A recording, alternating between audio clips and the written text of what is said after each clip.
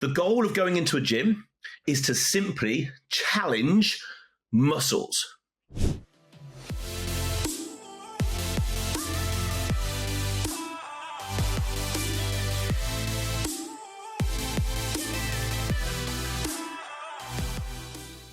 Hi, so my name is Andy Naylor. I am founder and CEO of Naylor Body Design and host of the Optimal Alpha podcast.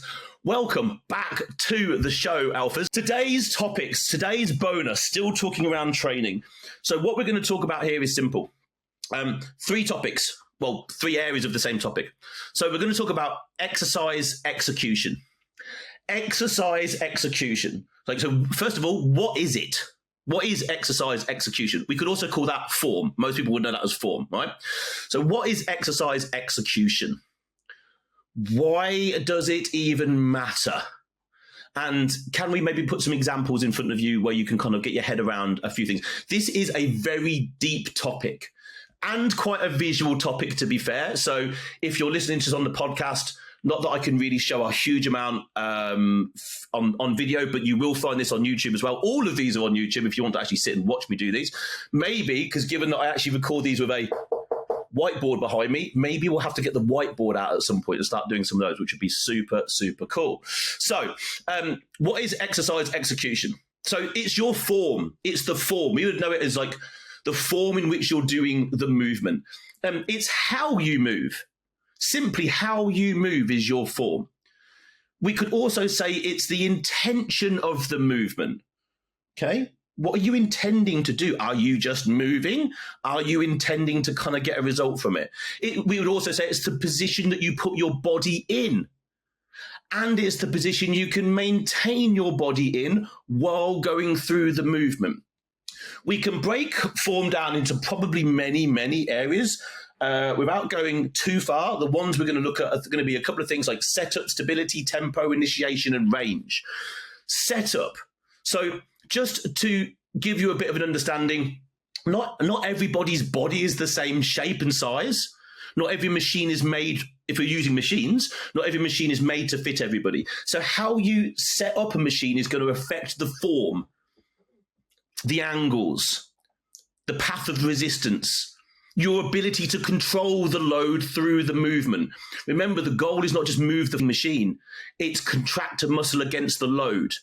So how you set up the exercise, the angles, the stability of your body so that you can produce force, that's very much part of form. So stability is the next point. Here's a really good example. Your goal is to be as stable as possible when you're doing a movement. The more stable you can make the joints and the body parts around the thing that you're moving, the more force you can produce. The best analogy is this. Picture a lake. Picture yourself a nice big lake, few trees around the outside, and it's pretty calm. And in the middle of a lake sits a great raft, right? So it's a pretty big raft, but nonetheless, it's a raft. Sitting on the raft somehow is now a cannon, okay? Right? On a raft in a lake, cannon. Okay. Now, the cannon fires. Does the cannon fire and send the cannonball to the furthest that it possibly could, or is there every chance because of the instability of where the cannon is, i.e., it's floating, the cannon's going to go flying back in the other direction and the ball's going to go half as far as it would do? The cannon cannot produce as much force as it is capable because it's unstable. Now, that is happening in everything that we do in terms of our training. If you cannot stabilize the bones, the body parts around the thing that you're trying to contract, then bye-bye stability. Okay, then we've got things like tempo. Now, this is a really interesting area because everybody, like people train really fast, super fast. People count reps, not make the reps count. Such an old saying, but it's so true. People count reps, they don't make the reps count. When I see someone training with the right tempo, it looks so good. And I want to walk up to them and go, quality tempo. But that would be a bit creepy, so I never do it. But you can see it. Watch how fast people train, okay? Initiation. Initiation means you should probably start a movement contracting the target muscle first, not something else. A really good example is a lat pull down. So for those watching on YouTube, it's this. I mean, you should all know what a lat pull down is. Most people initiate that movement with their arms, not their lats. So their lats kind of get a little bit of a free ride, which is why most people's backs are pretty poor. Or most people would also say they find it difficult to really connect with their lats. And I did for years and years, I struggled. And the weight went up and the effort went up. And I was like, this is just killing my arms. Yeah, why? Because I was initiating with my arms first. We've then got range. Okay? So we've then got range. So in a given movement, what range should we be using? Now, there is the potential range of a joint.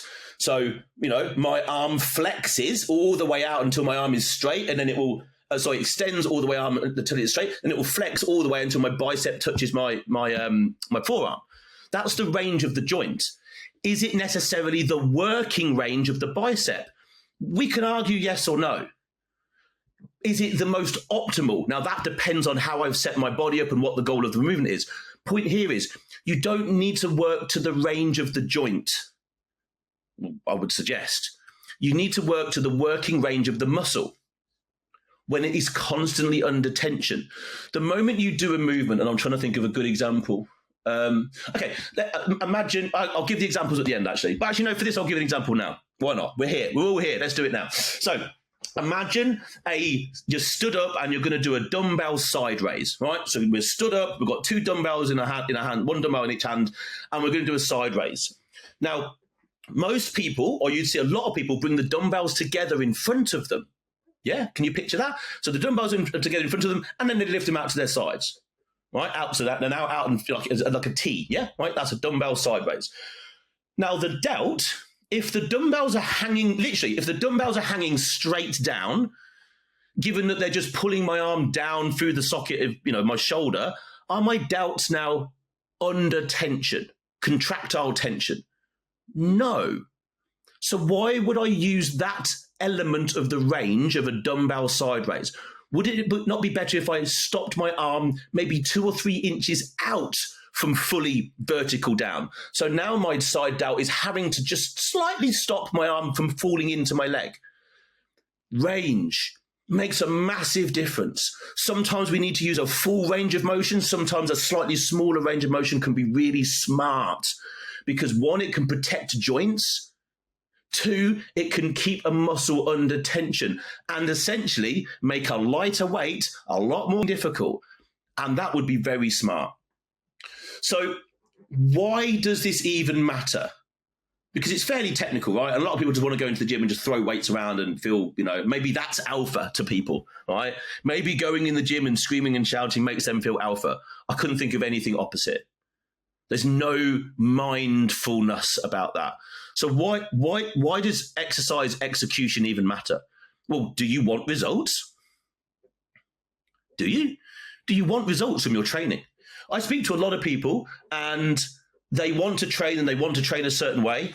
And then when I ask them outright, do you want results? They're like, well, yeah, of course I do. Then I'm like, well, okay, consider doing things differently. If you just want to go in the gym and waste your time and waste your effort, then train how you like. Makes no difference to me. I can tell you, changing your body is hard. It's difficult, especially building muscle. Dropping fat is a lot easier than building muscle. It happens a lot quicker. It's easier to do. Building muscle is far more hard, far more difficult, far more challenging. Your body does not want to change. Your body does not want to change. Your body wants something called homeostasis. It wants basically the same all of the time. It doesn't want to use unnecessary energy to build muscle. Your body does not want to use up unnecessary energy to build muscle. It's a very calorically expensive process. Your body doesn't particularly want to do it. Your body only has 2, as far as I'm aware, evolutionary goals. Only 2. Your body is only trying to do 2 things on an evolutionary level. 1, stay alive. And 2, pass on your genes. That's it. That's it. Everything else is underneath those two core goals of a human being. There is so many other things that's going on, but think about it. Roll it back as far as you possibly can. Distill it as far as you can. What is your body trying to do? Keep you alive, pass on your genes. It does not give a hoot how jacked you want to look, how shredded you want to be, how big you want your biceps. Couldn't care less. So your body is always trying to be efficient. Your body is trying to be efficient in everything that it does, okay? And building muscle requires us to be inefficient. Example, let's take a tricep extension. So we're now stood at a cable, right? We have locked our arm beside us, and we've got something in our hand, and we're pushing it down in front of us, aren't we? Right? Rope, bar, whatever. A tricep extension. We have locked our whole body in stone and forced our body to use one joint, one muscle, right? We can extend our elbow and contract our tricep. Now, I don't know about you, that's very inefficient. That's a very inefficient use of my body. If my goal was to push said thing down, I could pull on it. I could literally hang off it and pull it down. There are so more efficient ways I could use my body to do that movement. Yet if we want our triceps to get better, we are finding the most inefficient way to do the movement. It's the most efficient way to build muscle, but the most inefficient way to do a movement. So you have to put your body in a position where it has no choice but to change.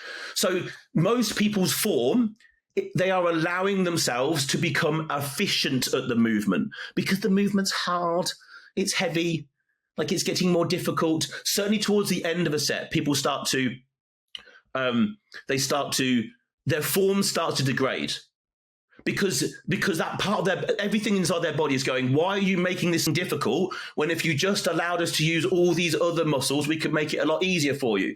And if you don't understand that and you haven't thought about it, you don't think about it. You're now basically swinging your arms up and down, trying to do a tricep extension. Your elbows moving in and out. You're kind of half using a lat to pull your arm down. Your triceps sitting there going, this is a piece of piss. Like I'm not having to do any work at all. That is exercise execution. You've got to put your body in a position where it has no other alternative but to adapt. And your body will adapt. Your body is an adaptation machine, but only when you put it in the right circumstances. And we create those circumstances through, now going back over all the things we've been talking about, we create those circumstances through the split, the weekly split that you've created in terms of your programming, your exercise selection, the volume, the frequency, the intensity, and then the execution of the whole thing. All of that stuff put together, finally, if used correctly, will put your body in a position where it's like, I've got to keep up with the demand being placed on me. I must get stronger. I must build muscle. I must get fitter, faster, whatever the thing is. So let's just try and give a few very brief examples of a few things that come to mind. So a really good example here of, I would say, something to watch out for, or things that I see. In terms of simple exercise execution, so think of a leg press. I do use a leg press a lot, but we can all picture a leg press. One, how high up do you put the seat? Like as in the backrest. I tend to put it as far down behind me as possible, which means I get better. My depth is easier to get to. I would generally leg press lower than most people, pretty much, because I've learned that's how I've built my quads. Because I don't go to 90 degrees at the knee. I go way past that, but not too far past that. Then I start to get a curling in my lower back, and the tension comes off my quads. But first of all, I'm going to put the seat, generally speaking, as far back as possible. For me and my body and my structure and my back and so on and my hip mobility, that works for me. All right. The next thing I see a lot of people do is what they do with their hands. Like some people have got their hands on their chest, some people put their hands on their head. No, grab the handles or something on the side of the seat and pull yourself into the seat. Otherwise, if I leg pressed with my hands just floating around, my body would be unstable, very unstable. One, that's dangerous. Two, I'm now a raft. I'm now a cannon on a raft. I'm not as stable as I could be. So when I leg press, my torso, my body, everything from my hips up is locked in stone. It does not move. I am pushed into the seat as hard as I can, both from the weight above me, but my hands are pulling me into the seat. Now that's all dealt with. That's my stability, that's my setup, all those things are done. The initiation is I'm driving through the whole of my feet, and I'm thinking about contracting my quads. I'm not thinking about just pushing the plate up away from me. I'm thinking about contracting my quads, and I do not straighten my leg the whole way out. 1, safety. 2, I want to keep the tension on the quads. I want my quads to feel every inch of that rep, and I want to be in control of every inch of that rep. So the depth works for me. The tempo, generally speaking for me, and this works across the board, when I contract, it takes a second. When I'm lowering a weight, I try to count 3. So it's normally 1 on the way away, and then 3, 2, 1 on the way down for a leg press. Now that means I'm in control. Now picture how many people are going 1, 1, 1, 1, 1, 1. 1 away on a leg press, second away, or whatever it takes you to push it away, and then really slow the thing down on the way down, and then pause and then push. Like, use the negative part of any movement to your advantage. It's where you're strongest. You'll do the most amount of mechanical damage in that area as well. Now, let's think of something like a preacher curl. Let's think of a bicep curl, because there's another little area that I wanted to touch on very quickly here, which is when we were talking about range, that in terms of a muscle's working range, we could put it into 3 parts: mid-range, fully shortened, fully lengthened. If we pick an exercise, generally speaking, it's going to fall into one of those categories. Let's take a bicep curl. Now, if I'm standing with a barbell in front of me and just curling a barbell up in front of me, that is most definitely mid-range, because it's where my arms live. I'm not fully contracting the muscle fully, and I'm not fully lengthening the muscle. Okay? It's mid-range. Now, if I wanted to fully contract my bicep, and here's a lesson: learn where to put your body to know when you have fully contracted a muscle, because your goal will always be at some point to fully contract a muscle. Get it as short as possible. Now, interestingly, think of where you would put your arm if I said to you, stretch your tricep out. Right, you've just done something, you've done a tricep workout. Right, go and stretch your triceps. What would you do? You'd put your arm in the air, you'd bend your hand down behind your back, you'd grab your elbow, and you'd pull probably your arm sort of towards your head. All right, can you picture that? Right, so that's a fully lengthened, that's where you're stretching. So that's a fully lengthened tricep. Well, guess what's on the other side? Your biceps. So by default, that's now where a fully contracted bicep is. So shove your arm up in the air, right, above you. Imagine, so high up above you, you've kind of grabbed something up in the air. Now lock your elbow in stone and now curl something behind your head. That's where you would fully contract your bicep. That's fully contracted. Mechanically, that is where you'd fully contract it. Give or take a few nuances, but that's basically how you do it. So you need to learn, if we're going to train a bicep, 1, yes, curling something out in front in terms of that execution would be great. But then also, arms straight up in the air, curl something behind your head, keeping your elbow facing up in the air. That's fully contracted. Now, where would fully lengthened be? If imagine you were lying on a bench. So you're lying on a bench going to do something a little bit like an incline dumbbell press, right? So that kind of bench. Now bring the bench up a little bit higher. So you're sort of looking up to the top end of the mirror type thing, right? Now let your arms hang down behind you. So now you're lying on a bench and your arms are sort of hanging down towards the floor and they're behind your torso. Yeah? Theoretically, if you get that set up right, that's where if you keep pushing that backwards, eventually that's where you get a fully lengthened bicep, and by default that's where you would fully contract a tricep.